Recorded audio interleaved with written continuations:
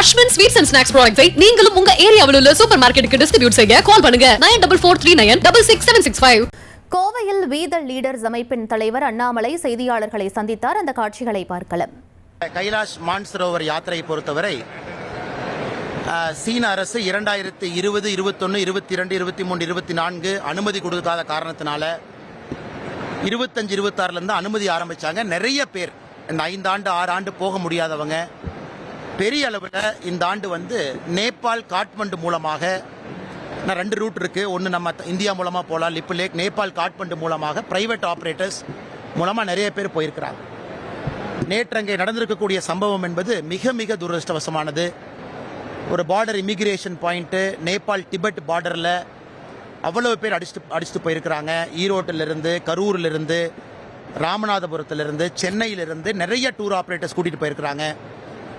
ஈஷா அமைப்பு கோயம்புத்தூர்லேருந்து அவங்க அதிகாரப்பூர்வமாக 73 பேர் மிஸ்ஸிங் அப்படிங்கிற அறிவிப்பு கொடுத்துருக்குறாங்க. நேபாள் அரசு கூட நிறைய பேர் இந்த பக்கம் மிஸ் ஆகிருக்கிறாங்க. சைனா அரசு டிபெட் பகுதியில் அவங்க அதிகாரப்பூர்வமாக நிறைய பேர் இறந்திருப்பதாக சொல்லியிருக்கிறாங்க. இது உடனடியாக தமிழக அரசு இதில் தலையிட்டு இங்கிருந்து ஒரு மீட்பு குழு அனுப்பி வைக்கணும். காரணம், இது 2 நாடுகளுக்கு இடையில் இருக்கக்கூடிய ஒரு பகுதி. நேபாள் ஒரு பக்கம், டிபெட் ஒரு பக்கம். துரிதமாக, ஏன்னா ஏற்கனவே இந்த யாத்திரைக்கு 2018 நான் போயிருக்கிறேன். நிறைய காம்ப்ளிகேஷன் இருக்குது சைனா சைடில். அவ்வளவு ஈஸியாக இறந்து போனவருடைய உடலை கூட கொண்டு வருவது ரொம்ப கஷ்டம். அதனால் என்னுடைய வேண்டுதல் எல்லாம் தமிழகத்தினுடைய அரசு வேகமாக ஒரு மீட்பு குழுவை அனுப்பணும். அவங்க அங்கே இருக்கக்கூடிய இந்திய அரசினுடைய எம்பசியோட தொடர்பில் இருக்கணும். உறுதியான தகவலை வேகமாக மக்களுக்கு கொடுக்கணும். யாராவது கஷ்டத்தில் இருக்கிறாங்க, காப்பாற்ற முடியும், இன்ஜுரி ஆயிருக்குன்னா அவர்களுக்கான முயற்சி எடுக்கணும். இறந்து போனவங்களுடைய சடலங்களை திரும்ப கொண்டு வரணும். இதையெல்லாம் கூட தமிழக அரசு செய்யணும். ரொம்ப ரொம்ப துரதிருஷ்டவசமானது. ஒரு கிளேசியல் லேக் உடைந்து அங்கிருந்து அந்த மிகப்பெரிய ஒரு வேகத்தோடு தண்ணீர் நிறைய ஊரை காலி பண்ணியிருக்கு, பிரிட்ஜை உடைச்சிருக்கு, இமிகிரேஷன் சென்டரை மொத்தமாக கொலாப்ஸ் பண்ணியிருக்கு. இதை நினைத்து கூட பார்க்க முடியாத ஒரு சம்பவம். ஏன்னா இதற்கு முன்பு கூட சில ஆண்டுகளுக்கு முன்பு இதே மாதிரி நடந்த பொழுது ரூட்டை மாற்றினாங்க. இது மாற்றப்பட்ட 2வது ரூட். இந்த ரூட்டிலும் கூட இது நடந்திருப்பது எல்லா பெரியோர்களுக்கு, ஏன்னா கைலா யாத்திரை போன எல்லா பெரியோர்களுக்கும் கூட இந்த நேரத்தில் என் சார்பாக எல்லோர் சார்பாக கூட அஞ்சலியை தெரிவித்துக் கொள்கின்றோம். அந்த குடும்பங்கள் இன்னும் ஸ்ட்ராங்காக இருக்கணும் அப்படின்னு அந்த நேரத்தில் வேண்டிக்கிறோம்.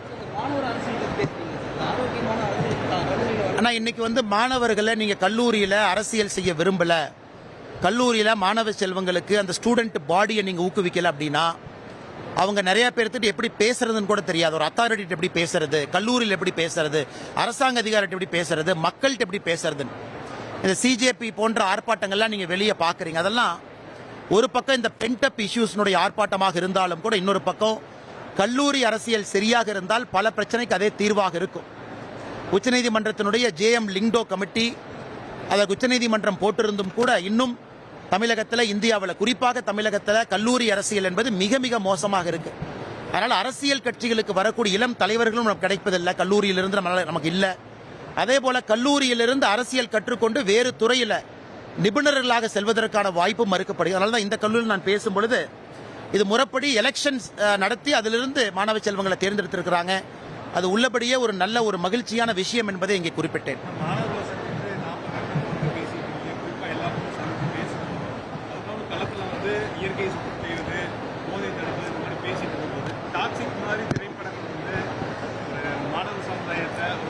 நான் சில விஷயத்தில் ரொம்ப ஓப்பனாக இருக்குங்கண்ணா. சென்சார் போர்டு இன்னும் கடுமையாக இருக்கணுங்கண்ணா. இந்தியாவை பொறுத்தவரை இப்போ அமெரிக்காலாம் போகிறோம் அப்படின்னா யூரோப் நாடுகளில் எவ்வளவு கடுமையாக சென்சார் போர்டு இருக்காங்க. இங்கே நிறைய சீன்ஸ் நம்ம பார்க்குறதெல்லாம் ஏற்றுக்கொள்ள முடியாத சீன், ஏஜ் குரூப் சம்மந்தமே இல்லாத ஒரு சீன், 16, 18, 14 எல்லாமே. அதனால் சில திரைப்படங்கள் முழுமையாக சென்சார் செய்யப்பட வேண்டும். திரைப்படத்தை தடை செய்ய வேண்டும் எப்போ நான் சொல்லலை, முறையாக சென்சார் செய்யப்படணும். அப்போ யார் போகலாம் யார் போகக்கூடாது அப்படிங்கிறது தியேட்டரில் ஸ்ட்ரிக்டாக என்ஃபோர்ஸ் பண்ணணும். எத்தனையோ படங்கள் சென்சார் கொடுத்தும் கூட தியேட்டரில் அதை என்ஃபோர்ஸ் பண்ணுறது இல்லை, எல்லாத்தையும் உள்ள விடுறாங்க. மாலில் மட்டும்தான் பயப்படுறாங்க, மாலில் இருக்கக்கூடிய சினிமா தியேட்டரில் தான் அதை பயப்படுறாங்க.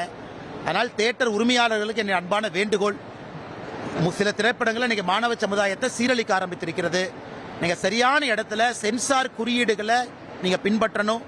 அதே போல் சென்சார் இன்னைக்கு பெரிய ஸ்டார் நடித்திருந்தாலும் கூட எந்த காட்சிகள் அனுமதிக்கணும் எந்த காட்சிகள் அனுமதிக்க கூடாது அப்படிங்கறதையும் சென்சார் முடிவெடுக்கணும். அஸ்வின் ஸ்வீட்ஸ் அண்ட் ஸ்நாக்ஸ் ப்ராடக்ட்ஸை நீங்களும் உங்க ஏரியாவில் உள்ள சூப்பர் மார்க்கெட்டுக்கு டிஸ்ட்ரிபியூட் செய்ய கால் பண்ணுங்க 9443966765.